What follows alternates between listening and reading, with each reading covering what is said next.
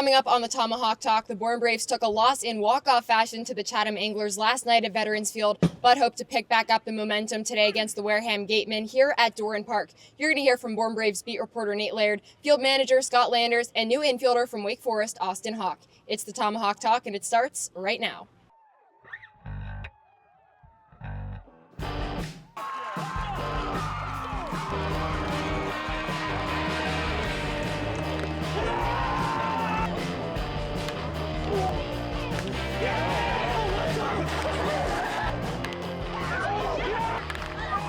Left field, back on it to left fielder Brocious. It drops before the wall.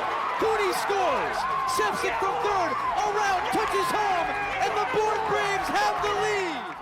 Welcome into the pregame Tomahawk Talk as the Bourne Braves are set to take on the Wareham Gatemen for the fourth time this season in just a few moments. I'm your host, Cadence Kilhoff, joined by Devin Jarvis and Casey Kasliner. And guys, that loss to the Chatham Anglers last night, the Bravos just couldn't stay consistent at the plate. They couldn't. They had a little bit of spurts of offense that came sprinkled throughout the game, but overall just 3 runs was not going to do the job for Bourne in this game. And a Chatham team that finally had a late game surge, their first walk-off of the season, was tough to see, but one that shouldn't hurt the Braves too much. Coming off those 3 wins in a row, they can head into the All-Star break with another win and still be very solid as a squad right now, the second hottest in the Cape Cod Baseball League. A junior walk-off home run, if you will, one of the best home run hitters on Cape Cod, and you can't leave stuff over the heart of the plate. It was a 2-seamer, middle, and you're going to pay for that. A guy who has home runs in back-to-back games and a guy who's going to be in the home run derby this weekend, you can't afford to do that in a type of game where you know he's swinging for the fences. But at the same time, there are positives to take away. The Braves were able to come back from a deficit late. Berkeley Mabius with a clutch double. But like you mentioned, you want to be able to keep up this consistency, knowing that you've won 7 of your last 10. You have a Wareham team that's been hungry recently and is right there in playoff contention despite being last in the West. Today is a big test for both of these teams. Well, yesterday was a back-and-forth battle between the Bravos and the Anglers, so let's check out the highlights. Things pick up in the top of the second when Josiah Overbeek singles on a line drive, and that scores Berkeley Mabius. Bourne on top early on in this one, and Rustin Rigdon right afterwards with a walk to score Austin Hawk, and the Bravos up 2 heading into the bottom of the second. But the Chatham Anglers are ready to come back in this one. Cole Johnson out on a sacrifice fly, and Jamie Palmese scores, and the Anglers chipping away at this early lead from the Braves. A single on a ground ball to Andrew Costello scores Rob Rispoli, and Bino Waters advances to second. And then right after that, a Ty Peoples walk scores Bino Waters. The Anglers up for the first time this game. And then you've got Berkeley Mabius with his first extra base hit as a Bravo, and it's a ground rule double, scoring Blake Chaffin. It's a tie ball game heading into the 9th inning. Bravos get one more shot at taking the lead, and Paul Vasquez can't finish the job with a pop out. But then Junior Lewacki comes out, homers on a fly ball to right field. The Chatham Anglers' first walk-off of the season, and the game ends with the Anglers up 4-3 over the Bravos. Cameron Seagraves, a newcomer on this Braves squad, 5 Ks in 2 innings pitched, only giving up 1 hit, and another newcomer in Berkeley Mabius going 2 for 4 at the plate, and a ground rule double with an extra base hit, his first of the season. These are 2 newcomers, Casey. We can expect a lot from him for the rest of the season. Yeah, for sure. I think Berkeley Mabius has really unlocked his hitting. I want to see a little bit more defensively from him at the catcher position, a position that has seen a lot of movement from the Braves. But you said it. Cameron Seagraves was very good. He struck out the side late in the game, and again, he's a guy that, along with guys like Joshua Surgow, who also made his debut yesterday, trying to maybe be a starter for the Braves with held a turnover. I really like where those guys are at. The strikeout stuff was there. You're playing a weaker offense in Chatham. That's going to get harder when you play some of the teams like top of the division, like Brewster, YD, again, some of these other teams. But again, you'd like to see what these guys can do going forward against some of the tougher competition. Berkeley Mabius had his best offensive game of the season yesterday, and by a landslide, but he also likely had his worst defensive game. A pass ball in there, a couple more that he should have kept in front, so you want to see that balance like you touched on, KC. And overall for the Braves offense, you just didn't see it in spades like you had seen so many times before. 22 runs in the 3 games as the predecessor to the one we saw last night, and only 3 runs overall. You gotta have some more. This Wareham team struggled against Bourne last time, allowing up double-digit runs, and a chance for Bourne here to once again find that rhythm against a Wareham team that has been struggling here and there despite winning 2 of their last 3. The Braves offense did seem to struggle a bit, and they're really going to need to hone in on that today on a Wareham team that's up and coming. Absolutely, and this is a Wareham team that could be very interesting. The gap now between 4 and 5, very close. And we send it over to Spillane Field for the highlights between the Cotuit Kettleers and the Wareham Gatemen from last night. It was the biggest game of the season yesterday for Wareham, but Cotuit gets on the board first. Owen Payno grounds into a force out, and out there by R.J. Hamilton to the shortstop at second, but Aguayo comes home to score, and early it is 1-0 Cotuit. They tack on one more, but here it's a chance for Wareham in the bottom of the fourth to come back. Here's Nikolai to the left side and through. It's an out once again, but Connor Cuff with a chance to come home as this game is now at just 1. Cotuit 2, Wareham 1 as we take things to top 5. Cotuit adds one more and a chance to keep it going here. Sturgis clocks one to the outfield, and there is Dawson Park on third who comes home in the sac fly. They're back safely are the Cotuit Kettleers, and it's 4-1 Kets. And this game kept going into control of the Kettleers. 6-1 now in bottom 8 as a chance for Dubovic. He doubles on a line to right field, and Chase Cronenberger fields it, but not in time for R.J. Hamilton as well as Connor Cuff to come home and score. Bring home Nikolai as well. It's a 3 RBI double for Dylan Dubovic to make it a 6-4 game. But in top 9, it's insurance time for the Cotuit Kettleers. Jesse DiMaggio ropes one to the right side into the outfield for Foster Apple. Dawson Park comes home to score. Cotuit overall knocks one more here in the top of the 9th to win the game 8-4. Wareham with no response in bottom 9. Overall, when it's all said and done, Lee gets the loss for Wareham, pitching 4 innings, allowing 3 hits and 2 earned runs with 2 walks and 3 strikeouts. A very good game for Cuff, going 3 for 5, and Dubovic with that 3 RBI double in the 8th inning. Cotuit on the other side with a great start from Burnham. 5 innings pitched, 2 hits, 1 run baseball. And the Kettleers still hold that spot in 4th in the Cape Cod Baseball League West Division. If they had lost this one, it had been Wareham and Cotuit tied for 4th. It's not the kind of performance that was the best for the Wareham Gatemen, but I want to look at the game prior to that when they shut out the best team in the league, YD 1-0, because the Wareham Gatemen are definitely on the come up and the Braves need to watch out today. Yeah, it's a part of the season where the turnover is starting to take a toll at some of these teams, and Wareham's kind of making the best of it. R.J. Hamilton has been a great player all season. You didn't see him last time these two teams played. I'm wondering if he's going to be in the lineup today. But Wareham is a team that's pesky. The pitching has not been great this season by and large, but it has drastically improved since the first matchup between Bourne and Wareham, which feels like forever ago. It was only about 3 weeks ago. But these teams obviously are rivals. This is a big game for Wareham. Feels like every game going forward for the Gatemen feels kind of like a must-win. Obviously, there's a little bit of wiggle room with how close the West is. But again, for Bourne to be able to separate just a little bit more with Hyannis right behind them could be huge today.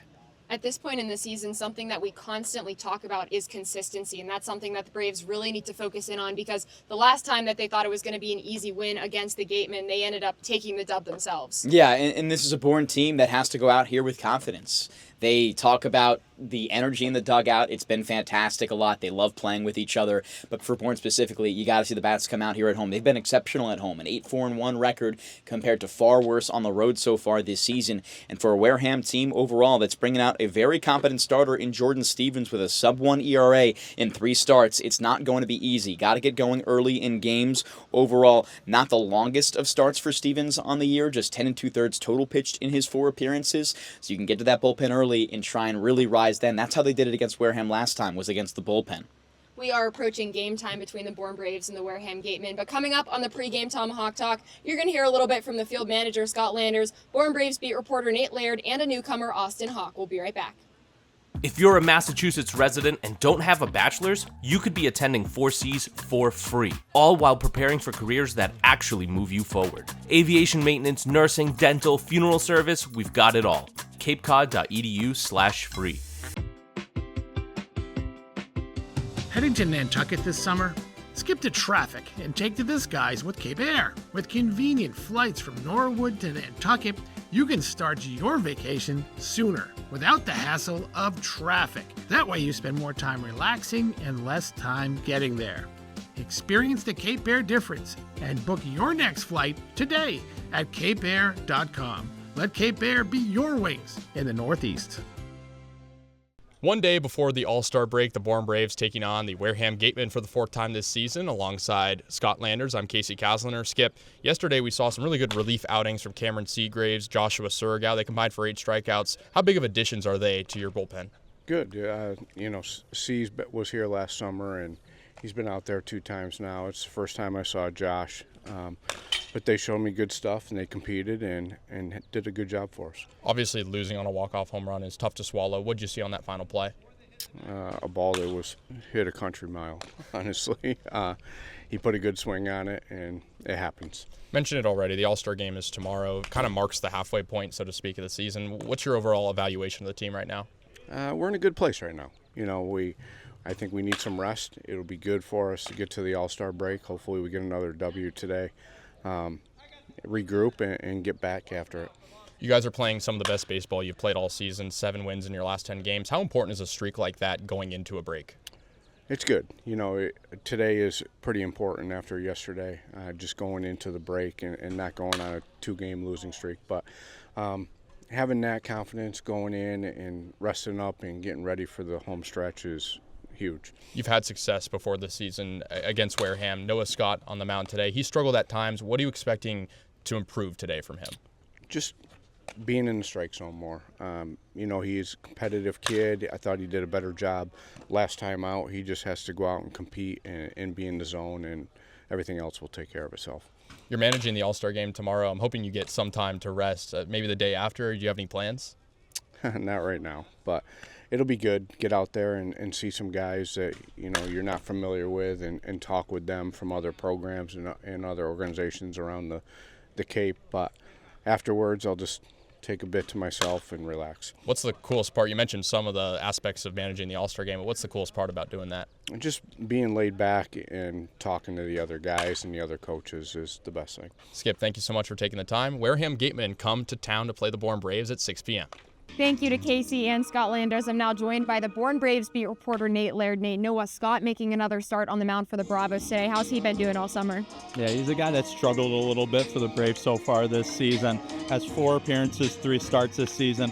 Most recent came against YD, where he had a decent effort, pitched 3 2/3 innings, gave up 2 earned runs in that one, but really struggled with walks. Over the last 2 starts, he's given 8 free passes. So if he can find his control today, expect him to go a little longer in the game and have a better outing. This is definitely the kind of game that Noah Scott can use to get back on his feet, given the All-Star break happening tomorrow, as well as the Wareham Gatemen sitting at the bottom of the West Division. But Nate, who's on the bump for the Gatemen today? Yeah, righty Jordan Steffens making another start for the Gatemen.